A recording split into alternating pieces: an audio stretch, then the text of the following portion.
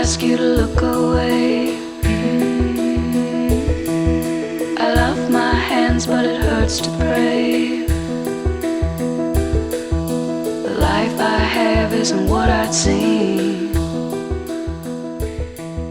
The sky's not blue and the fields. Le nécessaire de montage pour le Subimago d'un Bettis Rodani, un hameçon fin de fer, numéro 16, fil de montage 8-0 marron, les cercles en cul de canard, le corps en cuil de pan et barbé, le thorax en dubbing de lièvre vert olive, l'aile en cul de canard et l'imitation des pattes avec un hacle de coq gris cendré.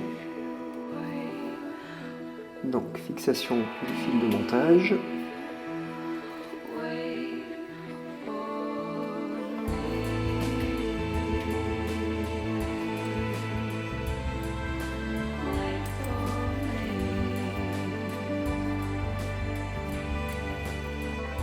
Alors, nous allons prélever quelques fibres de cul de canard pour confectionner les cercles. On va éliminer les fibres un peu duveteuses à la base. Et on va prélever un petit fuseau d'une dizaine de fibres.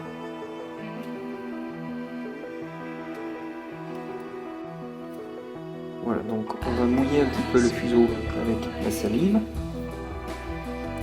de manière à ajuster la longueur de l'exuvie. L'exuvie va être un tout petit peu plus longue que le corps. 2-3 tours suffisent pour bloquer. On coupe l'excédent.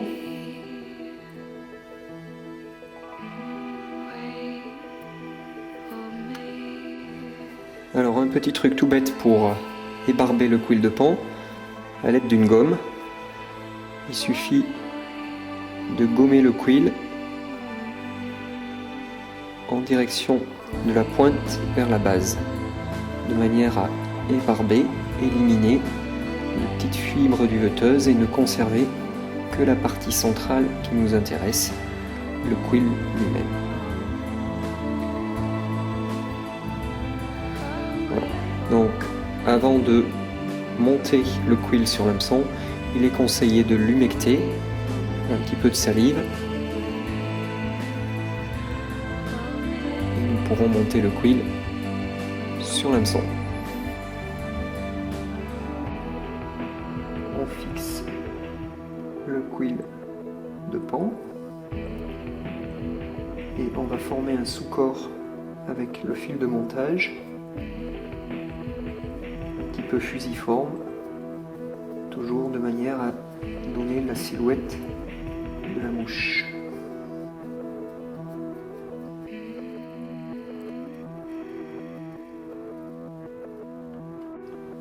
Voilà, donc nous allons enrouler le cuil à spire jointive, ce qui va former la segmentation du corps de la mouche.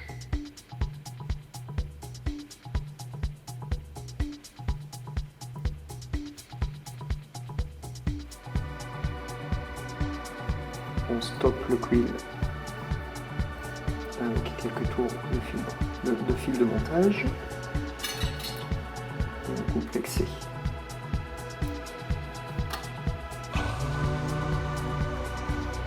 Voilà, donc nous allons parer les deux plumes de cul de canard, les fibres duveteuses à la base, et nous allons couper la pointe de la plume.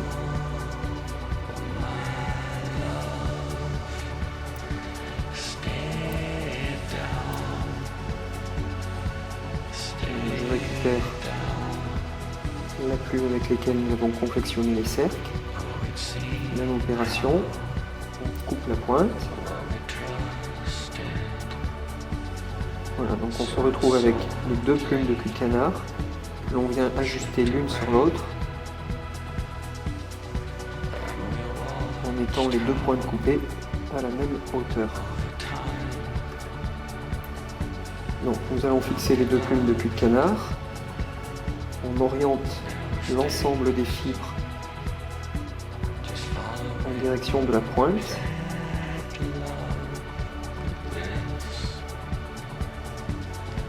On en serre les fibres par deux tours plus serrés et on donne le serrage à l'entrée. On coupe l'extrémité inutile et on va regrouper l'ensemble des fibres vers l'arrière.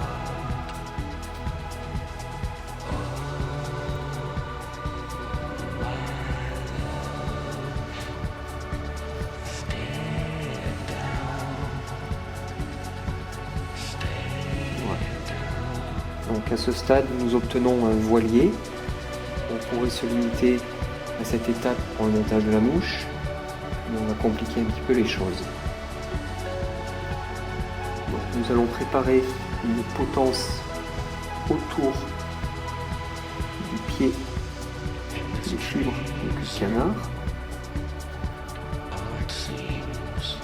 Donc quelques tours de fil de montage à la base des fibres,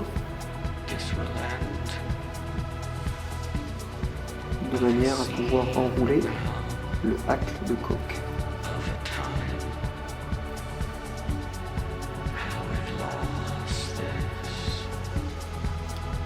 Donc on sélectionne un hacle de manière à ce que la longueur des fibres soit un tout petit peu inférieure à la longueur de la hampe du hameçon. On va parer le hacle, donc éliminer les fibres de base.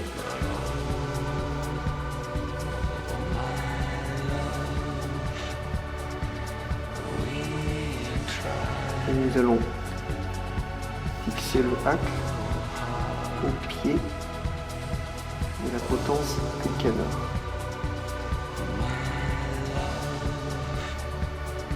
On va passer derrière de manière à ce que le hacle s'aligne verticalement.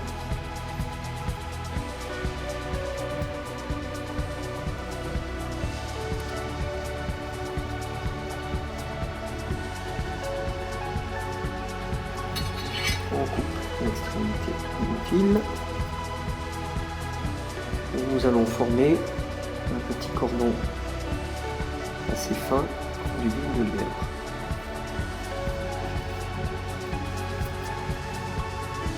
On roule le dubing entre les pouces et l'index et on obtient une petite mèche de dubing. Donc nous allons enrouler le dubing de part et d'autre de l'aile au cul de canard de manière à donner l'épaisseur au thorax. Alors, nous allons tourner le hacle à plat autour de l'aile en cul de canard et bien tenir l'aile entre le pouce et l'index à chaque tour de manière à mettre le hacle bien en tension. Les enroulements du hacle se font toujours en direction du bas de manière à ce que le hacle ne se déroule pas le long de l'aile. Voilà, nous effectuons 4-5 tours et nous allons arrêter l'aile, le hacle en tournant avec le fil de montage au pied de l'aile, ce qui va contribuer à renforcer le pied du montage.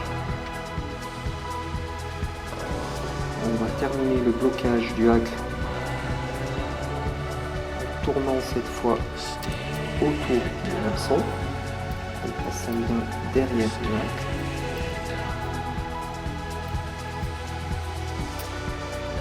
Et le lac est bien fixé, on peut le sectionner. Voilà, il ne nous reste plus qu'à effectuer le nœud final. En regroupant l'ensemble des fibres sur l'arrière.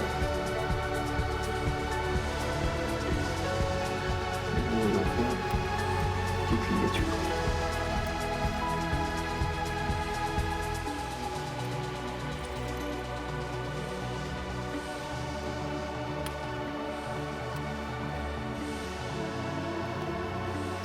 Voilà, on peut couper l'extrémité du fil. Positionner un petit peu les fibres à plat et on va ajuster la longueur de l'aile à une longueur un tout petit peu supérieure à celle de l'hameçon. Voilà.